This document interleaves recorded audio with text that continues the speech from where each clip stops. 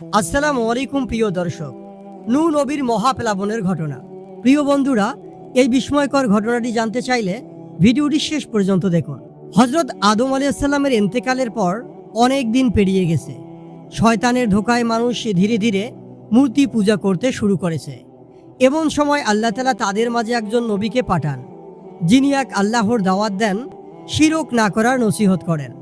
তার নাম হলো হজরত নূহ আলাইহিস সালাম। কোরআনে তার নামে একটি সূরা আছে এবং 28টি সূরায় 81টি আয়াতে তার কথা উল্লেখ করা হয়েছে। হজরত নূহ আলাইহিস সালাম 950 বছর বেঁচে ছিলেন। এই দীর্ঘ সময়কালে অক্লান্তভাবে তিনি কেবল দাওয়াতি কার্যক্রম চালিয়ে গেছেন।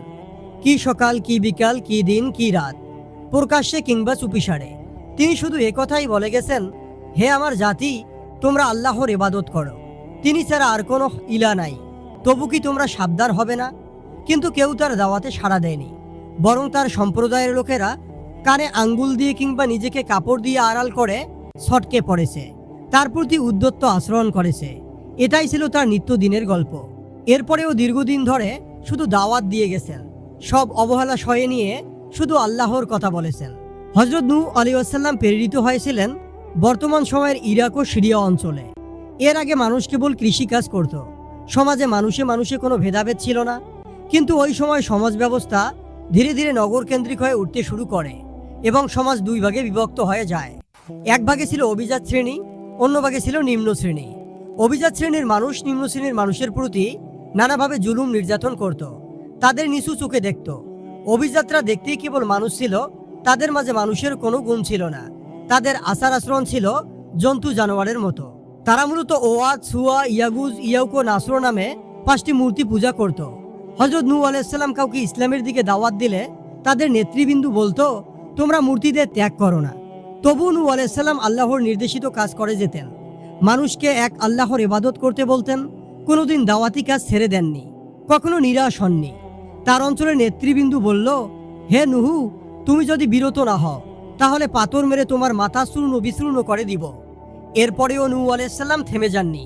তিনি উল্টো দোয়া করেন, হে খোদা, তুমি তাদের ক্ষমা করো, তারা তো বোঝে না। কিন্তু দিনের পর দিন শুধু অত্যাচারের পরিমাণ বাড়তেই থাকে। অভিজাত লোকেরা তাদের সন্তানদের শিখিয়ে দিত কিভাবে নবী ও মুসলিমদের প্রতি জুলুম করতে হয়। নূহ আলাইহিস সালাম আল্লাহর কাছে কেঁদে কেঁদে বললেন, হে আমার প্রতিপালক, তারা তো আমাকে অমান্য করছে, আর যার অনুসরণ করছে এমন ব্যক্তির যার সম্পদ ও সন্তান সন্ততি দুর্দশা ছাড়া কিছুই বৃদ্ধি করবে না। এক পর্যায়ে আল্লাহ তাআলা ওহী মারফত জানালেন, তোমার কওমের যারা ঈমান এনেছে তারা ছাড়া আর কেউ ঈমান আনবে না। হযরত নূহ আলাইহিস সালাম তখন কাতর কণ্ঠে ফরিয়াদ করলেন, হে খোদা, আমাকে সাহায্য করুন, তারা আমাকে মিথ্যাবাদী বলছে। তিনি আরো বলেন, আপনি আমারও তাদের মাঝে চূড়ান্ত ফয়সালা করে দেন, আমাকেও মুমিনদের রক্ষা করুন। একদম শেষে তিনি বদদোয়া করেন, হে আমার রব, পৃথিবীতে বসবাসকারী কাফিরদের একজনকেও আপনি ছাড় দিবেন না। আপনি যদি তাদেরকে রেহাই দেন তাহলে তারা আপনার বান্দাদেরকে গোমরা করবে আর কেবল পাপাচারী কাফির জন্ম দিতে থাকবে। এরপর আল্লাহ তাআলা তাকে একটি বিশাল নৌকা তৈরি করতে বললেন। কিভাবে নৌকা বানাতে হবে আল্লাহ তাআলা শিখিয়ে দেন। হযরত ইবনে আব্বাস রাদিয়াল্লাহু তাআলা আনহু বলেন, নৌকাটি লম্বায় ছিল 1200 হাত, আর পাশ ছিল 600 হাত, উচ্চতা ছিল 30 হাত, 3 তলা ছিল। নিচতলায় কীটপতঙ্গ ও জন্তু জানোয়ার, দোতলায় মানুষ, আর তেতলায় থাকবে পাকপাকালি। এরপর আল্লাহ তাআলা বলেন, যখন আমার নির্দেশ আসবে আর চুলা পানিতে উতলে উঠবে, তখন প্রত্যেক জীবের এক জোড়া আর তোমার পরিবার পরিজনদের নৌকায় তুলে নিবে। তবে তাদের মধ্যে যাদের বিপক্ষে ডুবে মরার পূর্ব সিদ্ধান্ত হয়ে গেছে তাদেরকে বাদ দিয়ে আর জালিমদের পক্ষে আমার নিকট আবেদন করো না, তারা ডুবে মরবেই। যেহেতু ওই অঞ্চলে কখনোই বন্যা হয়নি, বছরের বেশিরভাগ সময় খরা থাকতো, তাই কাফেররা নৌকা নিয়ে হাসি মজাক করত। তারা ঠাট্টা করে বলতো, নূহ, এতদিন ছিলে নবী, নবুয়তি ছেড়ে এখন কাঠমিস্ত্রি। অবশেষে সেই নির্দিষ্ট দিনটি চলে আসে। হযরত নূহ আলাইহিস সালাম নারী ও পুরুষ মিলিয়ে 80 জন মুমিন ও পশু পাখি নিয়ে নৌকায় চড়ে বসেন।